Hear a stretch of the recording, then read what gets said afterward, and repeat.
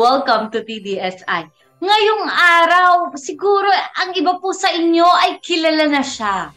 Dahil graduate na po siya before sa ating Forex course. Ngayon naman po ay graduate na naman siya sa crypto. Here's Sir John Matthew Ang. Hi, Sir John! Good evening po. Sir John, can you please introduce yourself once again for those na hindi nakapanood nung interview ko sa'yo nung graduate ka sa Forex? Hi, I am John Matthew Ang, civil engineer by profession, based here in the Philippines. So prior dito sa TDSI or dun sa Forex na kinagraduatean mo, sir, meron ka pa bang background sa trading? My background in trading is only in PSE and as a trader's then student. So I have no experiences whatsoever outside PSE. I only heard about the international market, but I have no idea what it is. So mga what year ka nag-start mag-trade doon sa PSE? I opened my first broker account back in 2015.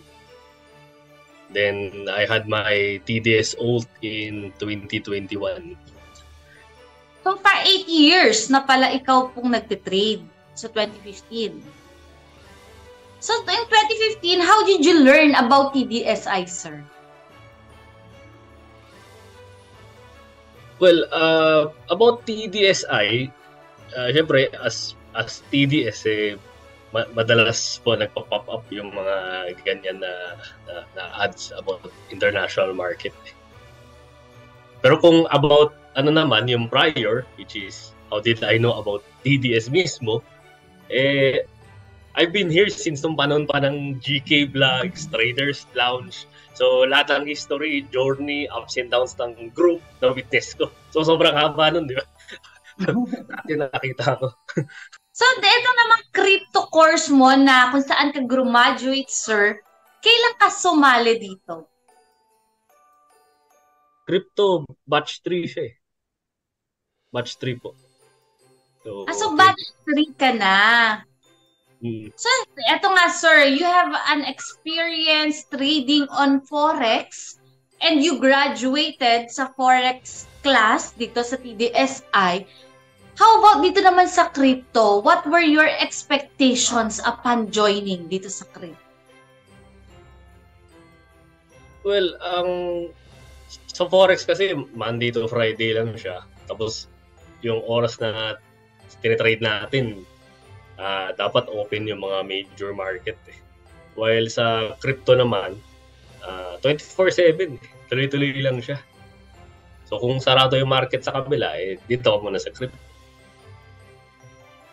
Can you tell us, Sir John, yung experience mo bilang TDSI student? Especially 2 courses na yung na-take mo and graduate ka pareho. This one, sa ano naman, sa crypto, this one caught me off guard. No? Kasi fresh from graduation lang ng batch to Forex.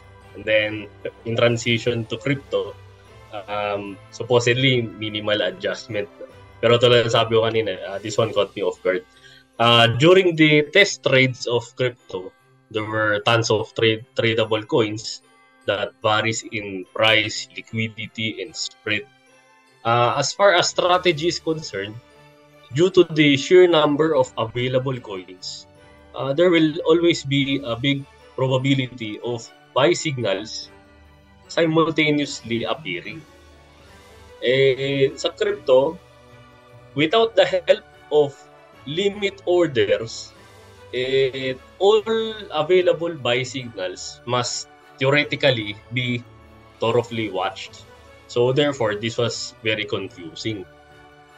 So I aired this concern during one of the live sessions, and ang sagot sa akin ni Ma'am is, pwede naman i-trade lahat. So as in literally, you can and will trade them all. So alala ko yung sinabi sa akin.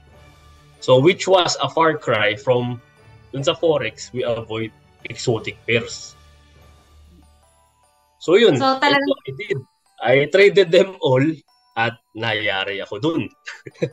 I was gulping huge losses one after another despite following the strategy and using the proper stop loss levels. So I do not move stop loss tulad ng mga ginagawa ng ibang classmates natin. Hindi.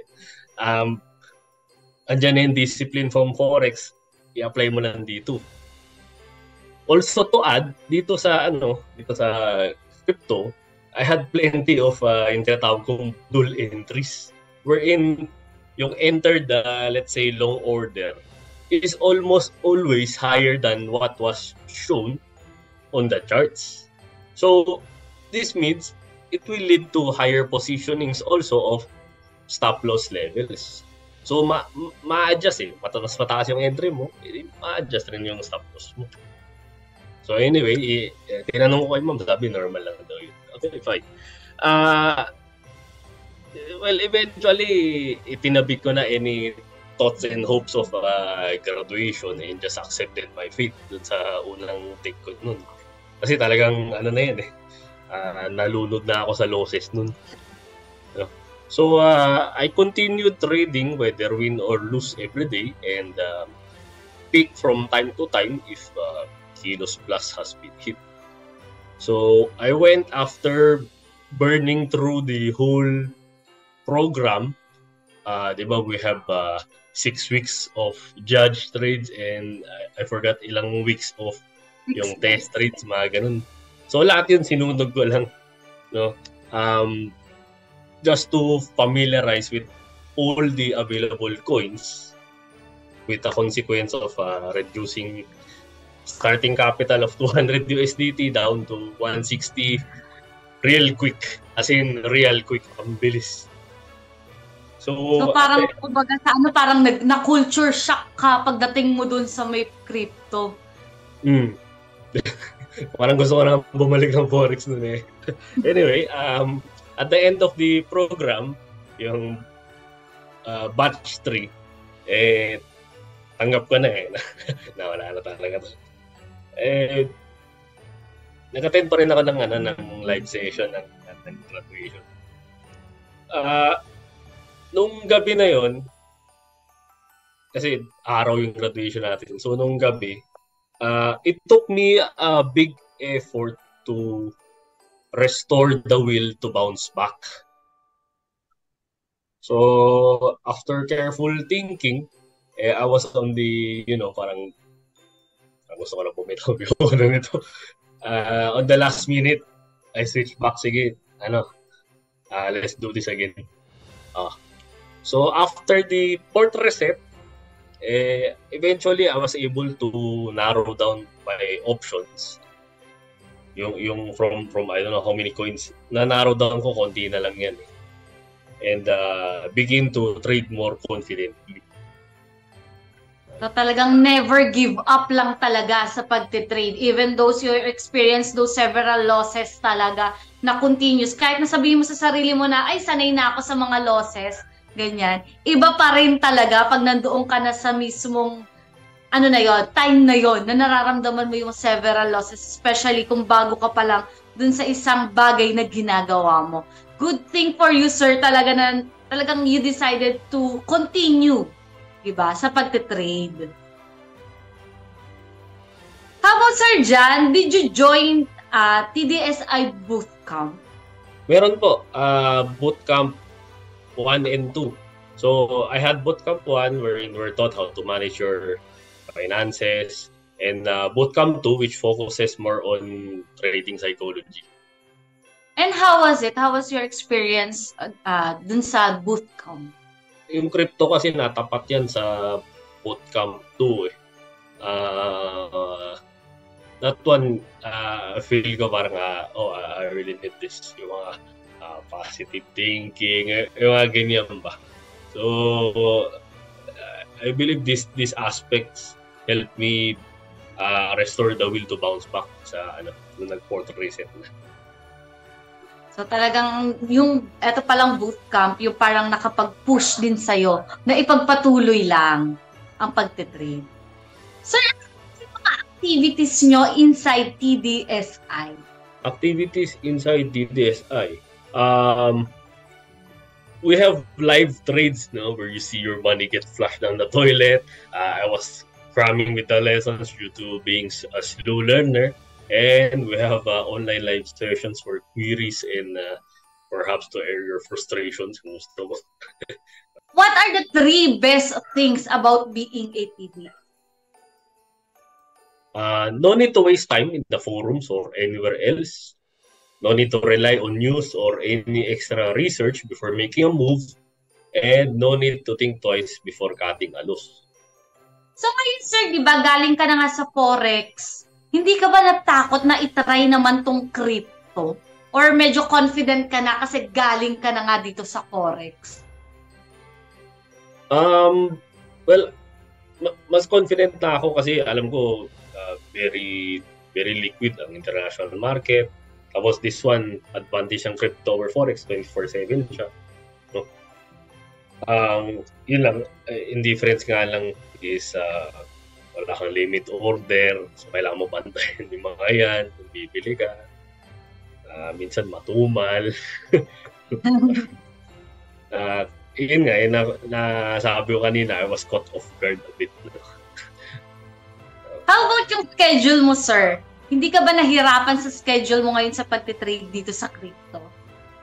Sa crypto, there were times na matumal ang galaw sa crypto, no? Despite na international market siya. Very liquid, pero minsan talaga hindi gumagalaw masyado. And I had plenty of all-nighter sessions. Hindi ka na mabilang yung mga puyat ko. Talagang magdamag kang nakabantay dyan. Magdamag.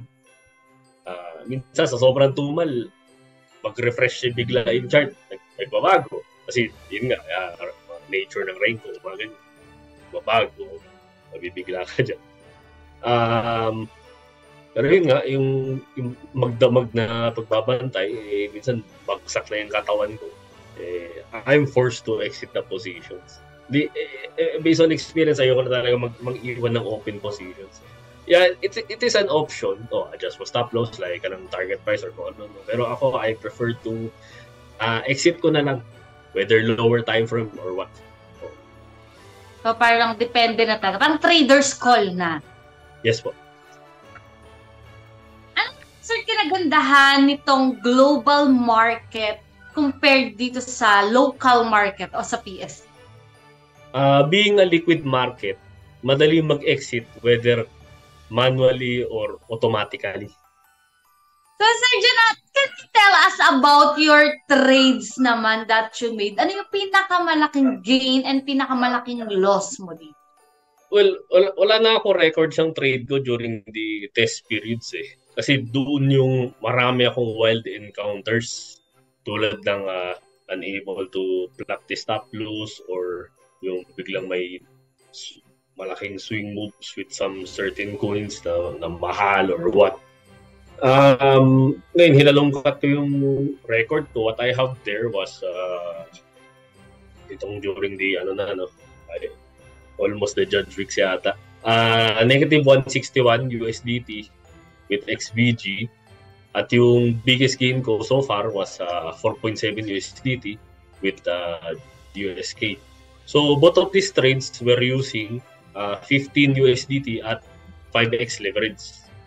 Like what you said earlier, sir, you experienced those several losses talaga, di ba? Na you've almost quit na to stop trading in crypto and to go back to Forex trading.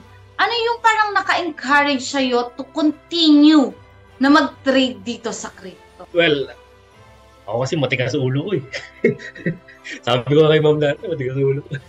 Kaya parang I cannot see myself na tatalikuran ko to and nandito na ako. So sabi ko, well, I was able to make it through sa sa BATS 2 in Forex. So why not sa BATS 3 in crypto?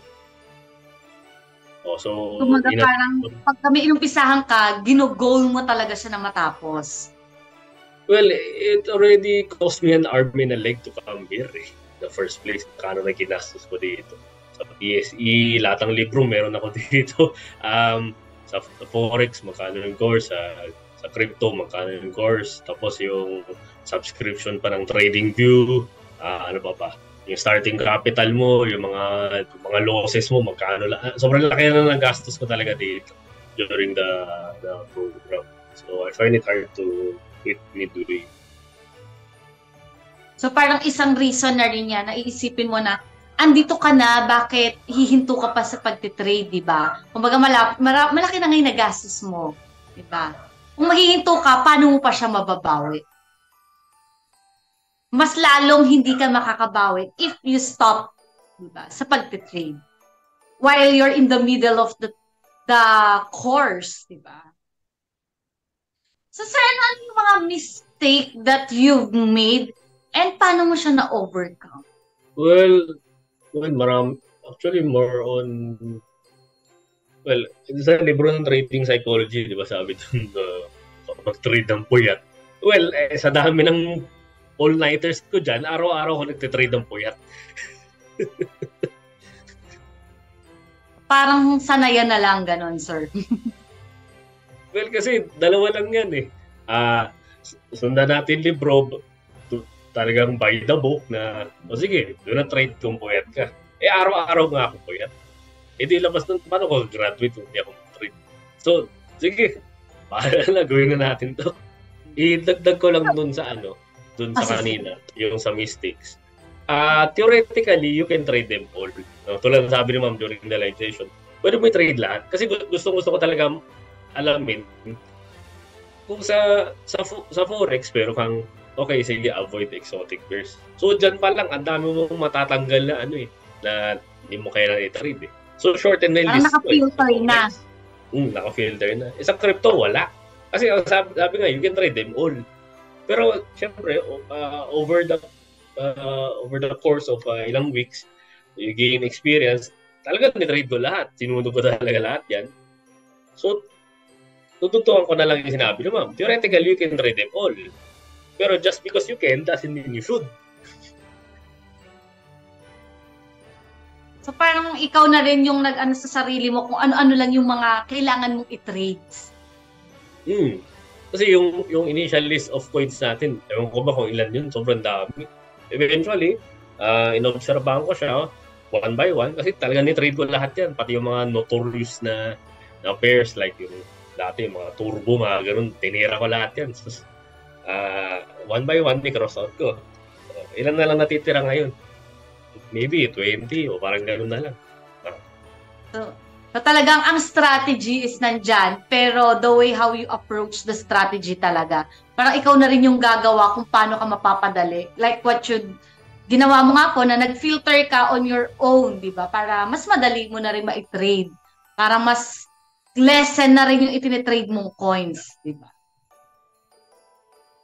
So Sir John, for you na graduate ng Forex and ngayon ay graduate na ng crypto, was trading hard? Trading was never easy to begin with. No? Despite na anong mga pinagdaanan namin. Tulad ng crypto, nandiyan pa rin yung kalaban mo na pag matuma lang galaw, pupuyat ka talaga. Wala ka rin bakas sa losses, nandiyan pa rin yan. So, hardest part is to keep going even when the market beats you to the ground. Dito sa crypto, talagang binubog talaga ako ng gusto dito. What was the hardest part of your trading journey, sir? Yun po. Hardest part is to keep going even when the market beats you to the ground. Ngayon, sir, how does it feel na finally, for the second time around, graduate ka na naman? Pero by this time sa crypto naman, how does it feel? It seems like all the late night sessions are finally coming into the light. Parang nagbunga ng lahat, gano'n. Yung data gathering talaga madugo sa crypto is based on experience ko. In order for you to shorten, I don't know how many coins nga into like 10 to 20 na lang. Ang tagal ko ginawa yun, sobrang hirap gawin ko. Ayun, malaking tulong yun yung itong compiled data ko. So, tawag ko dito, Decrypto. Wala lang, it's just a fancy term that I coined out. No, pero ayun nga, and parang journal ko siya. Parang siyang journal ko. So doon ko ino-observe ito tanggal do, ganun. So ngayon nga sir na you're graduated ng 2 course here in TDSI, will you recommend TDSI sa mga friends, family members, and colleagues mo na gusto rin mag-try pumasok sa international or global market? Yes, if and only if they ask about it. Ngayon, I need to make it clear na hindi to DYM overnight or immediately. No? Again, hindi madali ang trading. No? Trading is not for everyone. You need to talagang matindi ang persistence mo. Matindi ang staying power mo dito. Kasi kung wala, hindi para sa'yo. Parang sinasabi nga dito sa trading, hindi siya talaga padamihan ng gain, kundi patagalan. Yes po. Kung gaano katatagal sa pag-gain. Yes po. Yun nga, yung term na staying power. Ano naman sir yung message mo sa mga kapwa mo traders na gusto ring subukan ang global market or international market at dun sa mga classmates mo rin na katulad mo na, di ba, almost give up na pero nag-continue sa pag-trade? Ayun po, don't be afraid to take a leap of faith. So Sir John, thank you po once again sa pag-share mo po ng iyong journey dito po sa atin. And we're very proud of you po na talagang 2 course natin ang iyo pong napag-graduatean. So once again, Sir John, congratulations po. Thank you po.